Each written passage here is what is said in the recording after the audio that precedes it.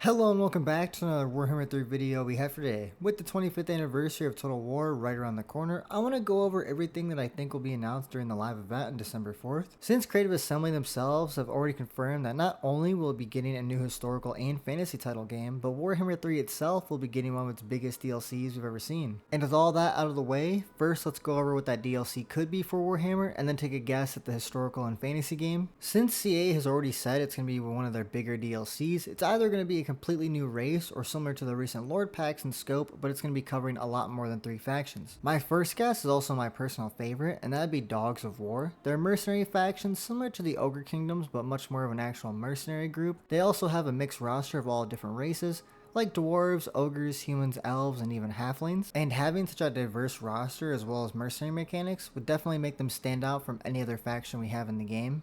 They also happen to be the only faction not in the game yet with an official army book still with all their rules, all while they've had their Regiment of Renown added over time slowly with different DLCs, so it could have easily been a hint towards them the whole time. Especially since the Southern Realms have always been full of this AI human factions, it'd be a great spot to add another legendary lord, and since we got Goldfag who's from the Dogs of War, I think they have a really high chance to be the next DLC. The next option, which I think one day will be a DLC no matter what, that would be the End Times of Nagash and Thanquol, and maybe an Order faction to balance things out, most likely the Empire or a mix of Order units. Nagash and Thanquol have been asked for many years now, and CA has already started using stuff from the End Times in their previous DLC, all while teasing Nagash and Thanquol here and there, so it would only make sense we started getting the rest of the major content from those after passing the 100 lords. And Nagash himself would be a great addition since he would really help out all the undead factions at once with new units and reworks.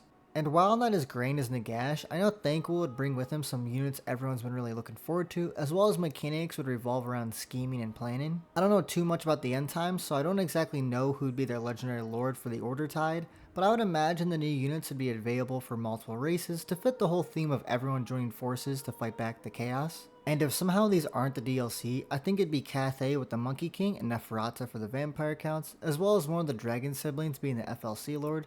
I don't think we're going to have another DLC with 3 paid lords again, unless it's a new faction or something like the End Times, but I do know for a fact we're going to get the Monkey King one day because he's already been leaked and talked about. And same thing with Neferata, she doesn't have as much information on her, but they have brought her up before. I also do want to point out we could be getting an FLC Lord or Hero for the 10th anniversary of Total Warhammer. I wouldn't be surprised, but until we know the scope of the next DLC, we'll just have to see. Now with the Warhammer DLC out of the way, let's go over what the next historical game could be, and I believe since they've hyped this up for quite a while now, it just has to be Total War Medieval 3. It has been the one game historical fans have been asking for ever since the second game came out almost 2 decades prior, and since Seiya has already gone through many different time periods since then, it really only makes sense to go right back to medieval Europe after all this time. And hopefully this new game would have everything fans expect out of a new Total War game, like synced kill animations, a better diplomacy system, a big map to conquer Europe, and everything you can really expect from the older games to make their return. Another thing I do hope about the game is that they make more of a sequel to the originals with a modern polish, rather than just a new Total War game entirely with just the name Medieval slapped onto it. It would also be great for all the newer players like myself who started out with Total War Warhammer and now have a chance to actually get into the historical games now that there's a brand new one coming out. And the new historical title could also easily be a new Empire or Rome game, since those are ones I hear many fans want too,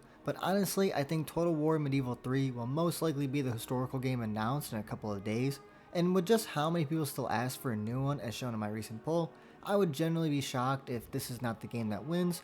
Otherwise, like I said, maybe Empire or just maybe Shogun. There's a few choices they could do. I did save the best for last, and that'd be the fantasy title. This one could definitely be a few things, but Total War Warhammer 40k sounds like a real possibility.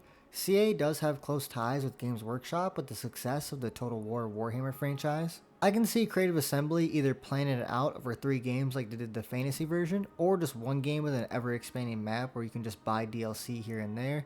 Either way, it will come with an Immortal Empire's equivalent. And again, I'm not really a game developer, I just play games, so I don't know exactly how it would work from a gameplay standpoint, but it'd be very different from any Total War game we've had before. And that's not even considering the cover system they need to make, and the sheer number of different types of weapons, units, vehicles, and everything else you'd have to manage to put in a game of this scope. And since 40k's story is still going, and unlike fantasy, the characters and units they can pick are endless, and then the sheer amount of variety you'd have with Chaos and Order factions.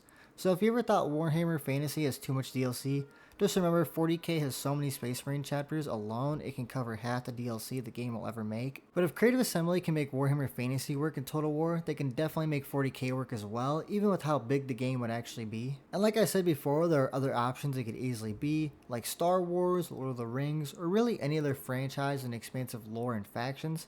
I do doubt any new fantasy title is a brand new IP, since Warhammer Fantasy itself would overshadow it. And those are going to be my 3 predictions for the 25th anniversary of Total War. First, the DLC is going to be the Dogs of War. Then the new historical and fantasy titles are going to be Total War Medieval 3 and Warhammer 40k respectively. It does seem like behind the scenes they've been working day and night on these new games, since Warhammer Fantasy has been really slow lately and there's been no leaks whatsoever and not even a hint at what the new games could really be, just besides what the genres they've already told us are. Also to keep in mind, we're probably going to get the historical much sooner rather than the fantasy game, since CA does intend to support Warhammer 3 for a lot longer. And that's going to wrap up everything I think will be announced on December 4th. Let me know down below what you guys think will be shown off during the anniversary. I'll also be live streaming it on the 4th, and then I'll be playing Tides of Torment right afterwards. So stay tuned on the channel for the big news. I'm super excited. I can't wait to see what they have in store. Like and subscribe. It really does help out the channel. Thank you so much for watching, and I will see you in the future.